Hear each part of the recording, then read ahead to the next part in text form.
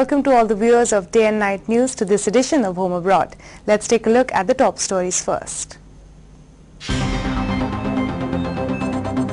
पंजाब दियां कुछ NRI abandoned wives अज भी कर रही ने इंसाफ मिलन दा इंतजार।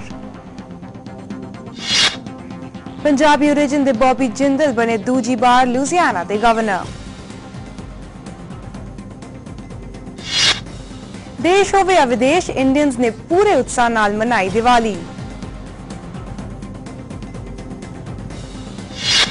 And towards the end, एक मुलाकात पंजाबी ओरिजिन दे फुटबॉल प्लेयर गैरी सैनी नाल।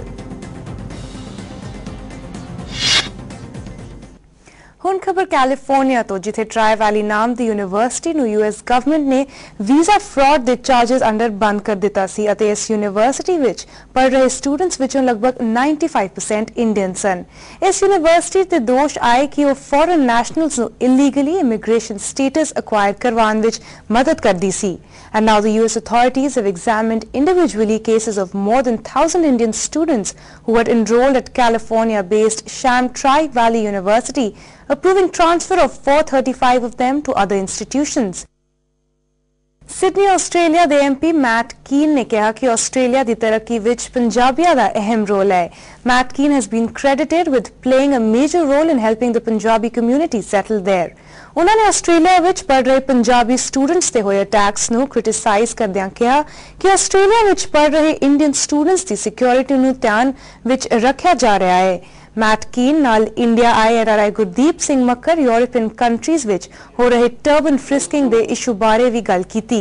नोटेबली मैट कीन न्यू दिल्ली विच 10-day कॉन्फ्रेंस विच पार्टिसिपेट करन तो बाद अपने पर्सनल टूर ते अमृतसर पहुंचे सन। The purpose of my visit is to get a better understanding of India, its culture and its history. I represent a very large Indian community in Australia, and so I've come here to deepen my understanding of that culture. Attacks on Indian students in Australia can be described as nothing other than disgusting. My role as a community leader and as the chairman of the Friends of India is to make sure that those attacks no longer occur and that Indian students know that they are welcome to Australia and that they will get an excellent qualification in Australia which they'll be able to take home and make the most of those opportunities to build the successful careers that they're capable of. Australia ਦੇ ਵਿੱਚ ਰਹਿਣ ਬਾਰੇ, Australia ਦੀਆਂ conditions ਬਾਰੇ, Australia ਦੇ ਵਿੱਚ ਜੋ ਸਾਡੇ ਵਿਦਿਆਰਥੀ ਇੱਥੋਂ ਜਾਂਦੇ ਨੇ ਉਹਨਾਂ ਦੀ ਸੁਰੱਖਿਆ ਸੇਫਟੀ ਦੇ ਬਾਰੇ ਮੈਂ ਇਹ ਕਹਿਣਾ ਚਾਹਾਂਗਾ ਕਿ ਇੱਕ ਭਾਰਤੀ ਮੂਲ ਦਾ ਆਸਟ੍ਰੇਲੀਅਨ ਨਾਗਰਿਕ ਹੋਣ ਦੇ ਨਾਤੇ ਮੈਂ ਬੜੇ ਫਖਰ ਨਾਲ ਔਰ ਬੜੇ ਹਿੰਮਤ ਨਾਲ ਕੌਨਫੀਡੈਂਸ ਨਾਲ ਇਹ ਕਹਿ ਸਕਦਾ ਕਿ ਜੋ ਕੁਝ ਵੀ ਰਿਪੋਰਟਸ ਵਾਇਲੈਂਸ ਦੀਆਂ ਆਈਆਂ ਨੇ ਉਹ ਰਿਪੋਰਟਸ ਦੇ ਵਿੱਚ ਕੋਈ ਬੁਨਿਆਦ ਨਹੀਂ ਹੈਗੀ। ਕਈ 2 ਜਾਂ 3 ਮਾਮਲੇ ਇਹੋ ਜਿਹੇ ਨਿਕਲੇ ਜਿਹਦੇ ਵਿੱਚ ਕੁਝ ਭਾਰਤੀ ਮੂਲ ਦੇ ਵਿਦਿਆਰਥੀਆਂ ਦਾ ਆਪਣਾ ਹੀ ਹੱਥ ਸੀ। ਲੇਕਿਨ ਮੈਂ ਇਹ ਕਹਿਣਾ ਚਾਹੁੰਦਾ ਕਿ ਆਸਟ੍ਰੇਲੀਆ ਬੜੀ ਸੋਹਣੀ ਜਗ੍ਹਾ ਹੈ, ਉੱਥੇ ਸਾਨੂੰ ਕਿਸੇ ਕਿਸਮ ਦਾ ਕੋਈ ਡਰ ਭੈ ਕਿਸੇ ਕੋਲੋਂ ਨਹੀਂ ਹੈਗਾ। ਸਾਨੂੰ ਬਰਾਬਰੀ ਦਾ ਹੱਕ ਹੈ ਔਰ ਅਸੀਂ ਉਸ ਕਮਿਊਨਿਟੀ ਦੇ ਵਿੱਚ ਜੋ ਵੀ ਅਸੀਂ ਯੋਗਦਾਨ ਦੇ ਸਕਦੇ ਹਾਂ ਉਹਦੀ ਬੜੀ ਕਦਰ ਪਾਈ ਜਾਂਦੀ ਹੈ। ਹੁਣ ਖਬਰ ਸੈਕਰਾਮੈਂਟੋ USA ਤੋਂ, ਜਿੱਥੇ ਨਾਰਥ ਅਮਰੀਕਨ ਪੰਜਾਬੀ ਐਸੋਸੀਏਸ਼ਨ ਨੇ ਕੈਲੀਫੋਰਨੀਆ ਦੇ ਗਵਰਨਰ ਜੈਰੀ ਬਰਾਊਨ ਨਾਲ ਪੰਜਾਬੀ ਕਮਿਊਨਿਟੀ ਨਾਲ ਰਿਲੇਟਡ ਕਈ ਇਸ਼ੂਜ਼ ਡਿਸਕਸ ਕਰਨ ਲਈ ਇੱਕ ਮੀਟਿੰਗ ਆਰਗੇਨਾਈਜ਼ ਕੀਤੀ।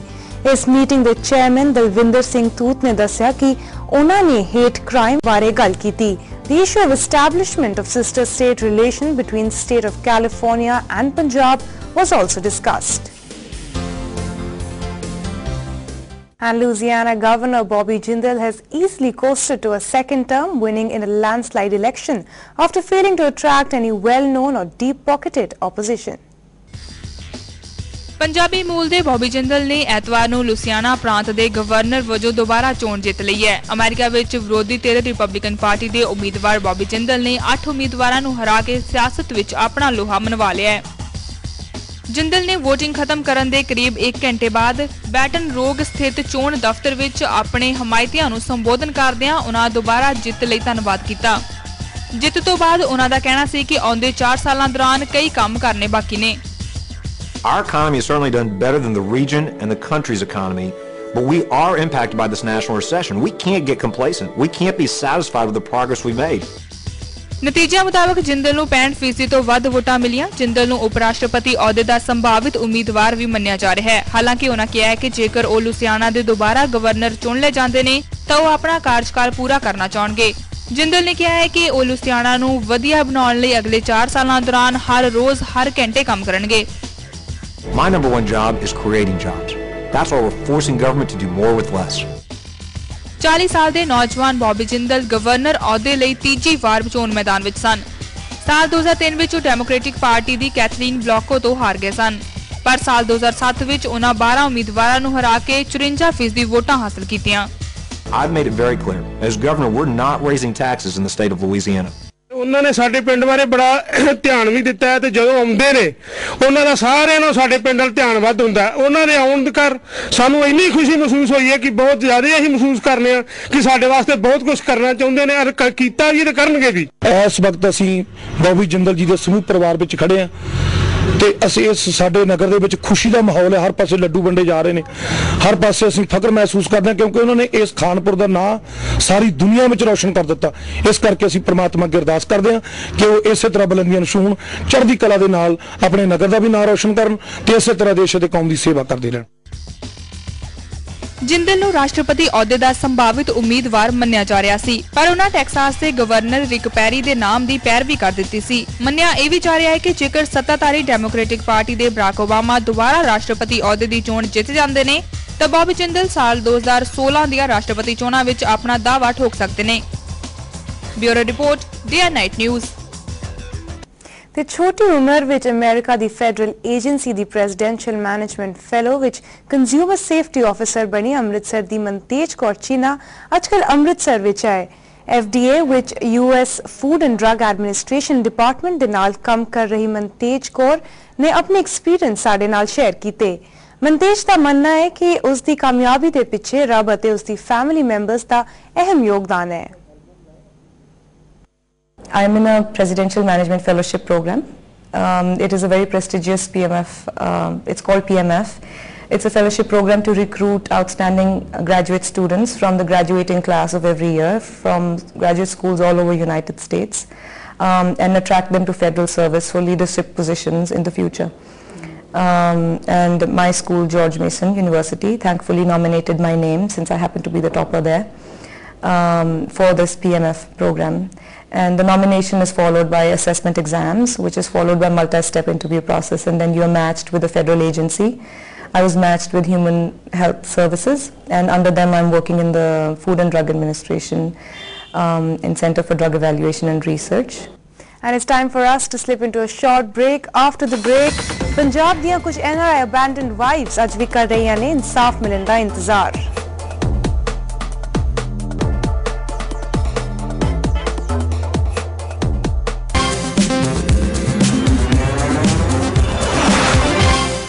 Welcome back to Home Abroad.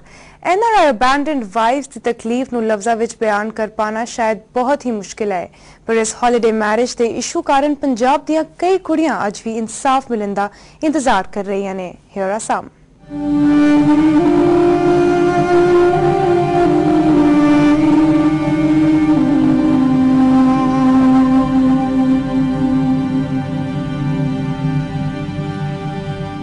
ਨਾਮ ਤੇ ਸ਼ਹਿਰ ਬੇਸ਼ੱਕ ਵੱਖ-ਵੱਖ ਨੇ ਇਹਨਾਂ ਦੇ, ਪਰ ਤਕਲੀਫ ਤੇ ਮਜਬੂਰੀ ਸਭ ਦੀ ਉਹੀ।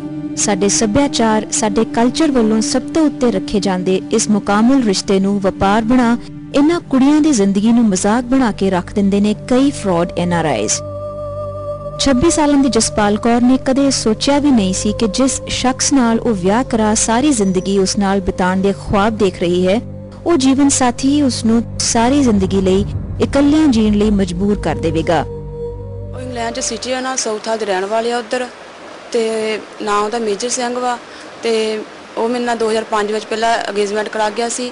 ਉਸ ਤੋਂ ਬਾਅਦ 2008 ਵਿੱਚ ਉਹਨੇ 11 ਫਰਵਰੀ ਨੂੰ ਮੇਰਾ ਮੈਰਿਜ ਕਰਵਾਈ ਆ, ਤੇ ਹੁਣ ਮੈਨੂੰ ਕੋਈ ਵੀ ਜਵਾਬ ਨਹੀਂ ਦੇ ਰਿਹਾ ਵੀ ਜਾਂ ਸੱਦਾਂਗੇ ਜਾਂ ਰੱਖਾਂਗੇ। ਹੁਣ ਮੇਰੇ ਤੋਂ ਡਿਵੋਰਸ ਮੰਗ ਰਿਹਾ ਉਹ। ਜਸਪਾਲ ਦੀ ਮਦਰ ਨੇ ਉਸਨੂੰ ਇੱਕ ਬੈਟਰ ਫਿਊਚਰ ਦੇਣ ਲਈ ਉਸਦੀ ਮੈਰਿਜ 4 ਸਾਲ ਪਹਿਲਾਂ UK ਦੇ ਇੱਕ NRI ਨਾਲ ਕਰਵਾਈ ਸੀ। ਵਿਆਹੀ ਸੀ ਸੌਖ ਬਦਲੇ, ਚਲੋ ਉਹ ਬਾਹਰ ਚੱਲ ਜਾਓਗੇ ਨਾ, ਕੋਈ ਘਰਾਂ ਦੀ ਮਜਬੂਰੀ ਵੀ ਹੁੰਦੀ ਆ ਨਾ, ਪਰ ਉਹਨਾਂ ਨੇ ਕੋਈ ਗੱਲ ਦੀ ਸਾਡੀ ਸੁਣਾਈ ਨਹੀਂ ਕੀਤੀ ਹੈਗੀ। ਮੋਗਾ ਦੀ ਰਹਿਣ ਵਾਲੀ 22 ਸਾਲ ਦੀ ਕਮਲਦੀਪ ਕੌਰ ਨਾਲ ਵੀ ਕੁਝ ਅਜਿਹਾ ਹੀ ਹੋਇਆ। ਉਸ ਦੀ ਮੈਰਿਜ ਫੈਬਰੂਰੀ 2011 ਵਿੱਚ ਕੈਨੇਡਾ ਦੇ ਰਹਿਣ ਵਾਲੇ ਰਵਿੰਦਰ ਸਿੰਘ ਨਾਲ ਹੋਈ, ਪਰ ਮੈਰਿਜ ਤੋਂ ਬਾਅਦ ਇਸ NRI ਦੇ ਪੇਰੈਂਟਸ ਨੇ ਡਾਊਰੀ ਡਿਮਾਂਡ ਕਰਨੀ ਸ਼ੁਰੂ ਕਰ ਦਿੱਤੀ। ਮੈਂ ਉਹਦੇ ਨਾਲ ਪੂਰਾ 6 ਮਹੀਨਾ ਰਹੀ ਤੇ ਲੇਕਿਨ ਮੇਰੇ ਸੱਸ ਸਹੁਰਾ ਤੇ ਉਹਨਾਂ ਦੀ ਪੂਰੀ ਫੈਮਿਲੀ ਨੇ ਮੇਰੇ ਨਾਲ ਝਗੜਾ ਸ਼ੁਰੂ ਕਰ ਦਿੱਤਾ ਤੇ ਮੇਰਾ ਪਤੀ ਨੇ ਮੈਨੂੰ ਪਰੇਸ਼ਾਨ ਕਰਨਾ ਸ਼ੁਰੂ ਕਰ ਦਿੱਤਾ। ਇਸ ਤੋਂ ਬਾਅਦ ਉਹ ਮੇਰੇ ਨਾਲ ਮੈਰਿਜ ਰਜਿਸਟਰ ਨਹੀਂ ਕਰਾਈ ਉਹਨੇ ਤੇ ਮੇਰੇ ਨਾਲ ਰਹਿਣ ਦੇ ਬਾਵਜੂਦ ਵੀ ਉਹ ਮੈਨੂੰ ਛੱਡ ਕੇ ਚਲਾ ਗਿਆ। 100 ਮਹੀਨਾ ਰਹਿਣ ਤੋਂ ਬਾਅਦ ਉਹ ਕੈਨੇਡਾ ਤੋਂ ਟੋਰਾਂਟੋ ਤੋਂ ਰਹਿਣ ਵਾਲਾ ਹੈ ਤੇ ਜਦੋਂ ਮੈਂ ਉਹਨੂੰ ਹੁਣ ਫੋਨ ਕਰਦੀ ਹਾਂ ਜਾਂ ਕੁਝ ਵੀ ਕਹਿੰਦੀ ਮੈਂ ਰਜਿਸਟਰ ਕਰਾਉਣ ਲਈ ਤਾਂ ਉਹ ਮੇਰੇ ਨਾਲ ਟਾਲ ਮਟੋਲ ਕਰਦਾ ਹੈ ਤੇ ਕਹਿੰਦਾ ਹੈ ਕਿ ਮੈਨੂੰ 20 ਲੱਖ ਰੁਪਏ ਦੀ ਮੰਗ ਕਰਦਾ ਹੈ। ਜੋ ਕਹਿੰਦਾ ਮੇਰੇ ਭਰਾ ਨੂੰ ਜਾਂ ਮੇਰੇ ਖਾਤੇ ਦੇ ਵਿੱਚ 20 ਲੱਖ ਰੁਪਇਆ ਪਵਾ ਦੇ ਤਾਂ ਮੈਂ ਤੈਨੂੰ ਬਾਹਰ ਲੈ ਜਾਵਾਂਗਾ, ਨਹੀਂ ਤਾਂ ਜੇ ਤੂੰ ਮੇਰੇ ਤੇ ਕੋਈ ਕੇਸ ਕੀਤਾ ਜਾਂ ਇਦਾਂ ਤਾਂ ਮੈਂ ਤੇਰੇ ਪਰਿਵਾਰ ਨੂੰ ਜਾਨੋਂ ਮਾਰ ਦਿਆਂਗਾ ਤੇ ਮੈਨੂੰ ਧਮਕੀਆਂ ਦੇ ਰਿਹਾ ਹੈ। ਪਠਾਨਕੋਟ ਦੀ ਰਹਿਣ ਵਾਲੀ ਪ੍ਰੋਮਿਲਾ ਦੇਵੀ ਦੀ ਮੈਰਿਜ ਵੀ 20 ਸਾਲ ਪਹਿਲਾਂ ਅਮਰੀਕਾ ਦੇ ਰਹਿਣ ਵਾਲੇ ਇੱਕ ਪੰਜਾਬੀ NRI ਨਾਲ ਹੋਈ ਸੀ, ਪਰ ਮੈਰਿਜ ਤੋਂ ਬਾਅਦ ਉਸਦੇ ਹਸਬੈਂਡ ਨੇ ਉਸ ਤੋਂ ਡਾਊਰੀ ਡਿਮਾਂਡ ਕਰਨੀ ਸ਼ੁਰੂ ਕਰ ਦਿੱਤੀ। ਪ੍ਰੋਮਿਲਾ ਦੇਵੀ ਨੇ ਦੱਸਿਆ ਕਿ ਉਸਦੇ ਪਤੀ ਨੇ ਨਵਾਂ ਸ਼ਹਿਰ ਦੀ ਰਹਿਣ ਵਾਲੀ ਇੱਕ ਹੋਰ ਕੁੜੀ ਨਾਲ ਮੈਰਿਜ ਕਰ ਉਸ ਨੂੰ US ਲੈ ਗਿਆ। ਮੈਨੂੰ ਘਰਦਿਆਂ ਨੇ ਤੰਗ ਕਰਨਾ ਸ਼ੁਰੂ ਕੀਤਾ। ਮੈਂ ਘਰ ਬਹੁਤਾ ਨਹੀਂ ਰਹੀ ਉੱਥੇ ਸਹੁਰੇ ਘਰ ਕਿ ਮੈਨੂੰ ਮਾਰਿਆ ਕੁੱਟਿਆ, ਇੱਥੋਂ ਤੱਕ ਕਿ ਮੈਨੂੰ ਚੁੱਲ੍ਹੇ ਦੇ ਉੱਪਰ ਰੋਟੀ ਪਕਾਈ ਉਹਨਾਂ ਨੇ। ਗੈਸ ਨਹੀਂ ਕਦੀ ਮੈਨੂੰ ਦਿੱਤੀ ਉਹਨਾਂ ਨੇ, ਬਰਤਨ ਨੂੰ ਕਦੀ ਸਟੋਪ ਨਹੀਂ ਦਿੱਤਾ, ਕਹਿੰਦੇ ਜੀ ਚੁੱਲ੍ਹਾ ਬਾਲੋ। ਘਰ ਦੇ ਵਿੱਚ ਕਦੀ ਰਾਸ਼ਨ ਨਹੀਂ ਲਿਆ ਕੇ ਦਿੱਤਾ ਉਹਨਾਂ ਨੇ। ਮੈਨੂੰ ਮਾਰ ਕੁਟਾਈ ਜ਼ਿਆਦਾ ਕੀਤੀ ਤੇ 2 ਵਾਰੀ ਮੇਰਾ ਮਿਸਕੈਰੇਜ ਹੋ ਗਿਆ ਤੇ ਤਾਂ ਵੀ ਨਹੀਂ ਮੈਨੂੰ ਕਿਸੇ ਨੇ ਪੁੱਛਿਆ। ਰਾਤ ਦੇ 2:30 ਵਜੇ ਇੱਥੇ ਨੀਲਮ ਨਰਸਿੰਗ ਹੋਮ ਨਵੇਂ ਸ਼ਹਿਰ, ਉੱਥੇ ਮੈਂ ਰਾਤ ਨੂੰ 2:30 ਵਜੇ ਦਾਖਲ ਕੀਤਾ ਤੇ ਮੈਨੂੰ ਉੱਥੇ ਛੱਡ ਕੇ ਘਰ ਦੇ ਸਾਰੇ ਚਲੇ ਗਏ। ਮੈਰਿਜ ਉਹਨਾਂ ਨੇ ਹੋਰ ਕਰ ਲਈ ਆਪਣੇ ਘਰਦਿਆਂ ਦੇ ਕਹਿਣ ਤੇ। ਉਹਨਾਂ ਦੀ ਸਿਸਟਰ ਹੈ ਇੱਕ ਤੇ ਉਹਨਾਂ ਦੇ ਕਹਿਣ ਦੇ ਉੱਪਰ ਉਹਨਾਂ ਨੇ ਮੈਰਿਜ ਕਰ ਲਈ। ਉਹ ਵੀ ਵਿੱਚ ਹੈ ਸੀ ਮੈਰਿਜ ਦੇ ਵਿੱਚ, ਨਵੇਂ ਸ਼ਹਿਰ ਦੀ ਲੜਕੀ ਹੈ ਉਹ ਵੀ, ਤੇ ਸਾਰਾ ਉਹਨਾਂ ਨੇ ਕੀਤਾ ਤੇ ਇਸ ਟਾਈਮ ਉਹ ਬਾਹਰ ਚਲੇ ਗਏ। ਇਹ ਕਹਾਣੀ ਸਿਰਫ ਪੰਜਾਬੀ ਕੁੜੀਆਂ ਦੀ ਹੀ ਨਹੀਂ ਬਲਕਿ ਹਰਿਆਣਾ ਵਿੱਚ ਵੀ NRIs ਦੀ ਸਤਾਈਆਂ ਕੁੜੀਆਂ ਦੀ ਸੰਖਿਆ ਘੱਟ ਨਹੀਂ ਹੈ। ਅੰਬਾਲਾ ਦੀ ਪ੍ਰਵੀਨ ਕੌਰ ਨੇ ਆਪਣੀ ਕਹਾਣੀ ਸਾਡੇ ਨਾਲ ਸਾਂਝੀ ਕੀਤੀ। ਮੇਰੇ ਕੋਲ 8 ਸਾਲ ਦੀ ਬਿਟੀਆ ਹੈਗੀ ਹੈ। ਇੱਕ ਬਿਟੀਆ ਮੇਰੇ ਕੋਲ ਪਹਿਲੀ ਮੈਰਿਜ ਚੋਂ ਹੈਗੀ ਹੈ। ਇਸ ਮੁੰਡੇ ਨੇ ਮੇਰੇ ਨਾਲ ਵਿਆਹ ਕਰਾਇਆ, ਧੋਖਾ ਝੂਠ ਆਪਣੀ ਕਾਸਟ ਲੁਕੋ ਕੇ ਸਭ ਕੁਝ। ਫਿਰ ਵੀ ਇਹ ਕੁਝ ਨਹੀਂ ਕਮਾਉਂਦਾ ਸੀ ਜੀ। ਮੇਰੇ ਪੇਰੈਂਟਸ ਤੋਂ ਪੈਸੇ ਲੈ ਜਾਂਦਾ ਸੀ, ਮੈਂ ਦਿੰਦੀ ਸੀ ਇਹਨੂੰ। ਮੇਰੇ ਸਾਰੇ ਜੇਵਰ ਵੇਚਤੇ ਇਸਨੇ, ਏਜੰਟਾਂ ਨੂੰ ਪੈਸੇ ਦੇ ਕੇ। ਮੋਟਰ ਬਾਈਕ ਲੈ ਕੇ ਦਿੱਤੀ, ਉਹ ਵੀ ਇਸਨੇ ਵੇਚ ਦਿੱਤੀ ਏਜੰਟਾਂ ਨੂੰ ਪੈਸੇ ਦੇਣ ਪਿੱਛੇ। ਚਲੋ ਫਿਰ ਵੀ ਮੈਂ ਕਿਹਾ ਕਿ